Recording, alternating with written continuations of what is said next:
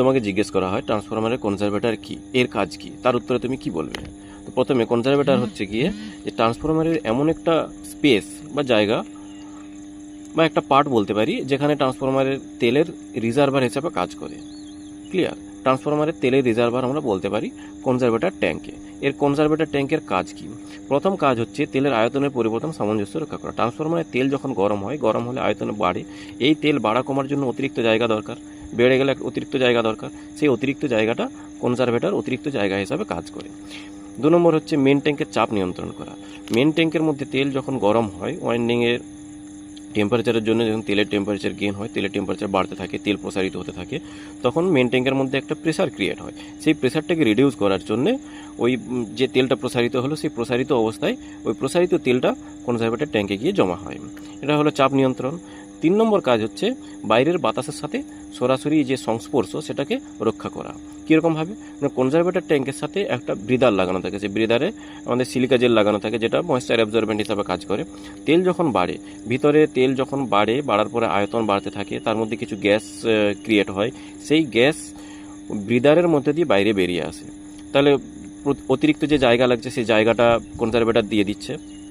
তার সাথে সাথে যে ভিতরে গ্যাস ক্রিয়েট হচ্ছে, সেই গ্যাসটা ওই ট্রান্সফরমারের যে ব্রিদার রয়েছে সেই ব্রিদারের মাধ্যমে বাইরে বেরিয়ে আসে।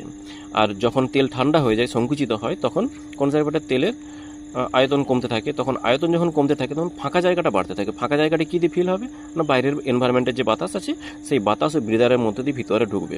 যাতে আর্দ্র বাতাস ভিতরে না ঢুকে, ময়েশ্চার ভিতরে না ঢুকে, তার জন্য ওই ব্রিদারের মধ্যে সিলিকা জেল দেওয়া থাকে। ক্লিয়ার? 4 নম্বর কাজ হচ্ছে যে ওয়েল লেভেল মনিটরিং করা। ওয়েল লেভেল মনিটরিং কীভাবে করে? কনজারভেটর ট্যাঙ্কের মধ্যে একটা এমওজি থাকে, ম্যাগনেটিক ওয়েল গেজ।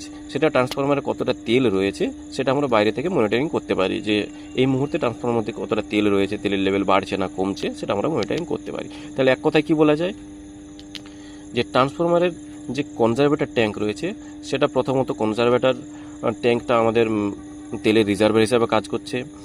দ্বিতীয়ত মেন ট্যাঙ্কের যে প্রেসার, সেই প্রেসারটাকে বাড়তে দিচ্ছে না, প্রেসার রিডিউস করছে। ট্রান্সফরমারের যে প্রেসার ক্রিয়েটের জন্য যদি ট্রান্সফরমারের কোনো হ্যাজার্ড হয় সেটাকে আমাদের সেটা থেকে বাঁচিয়ে দিচ্ছে।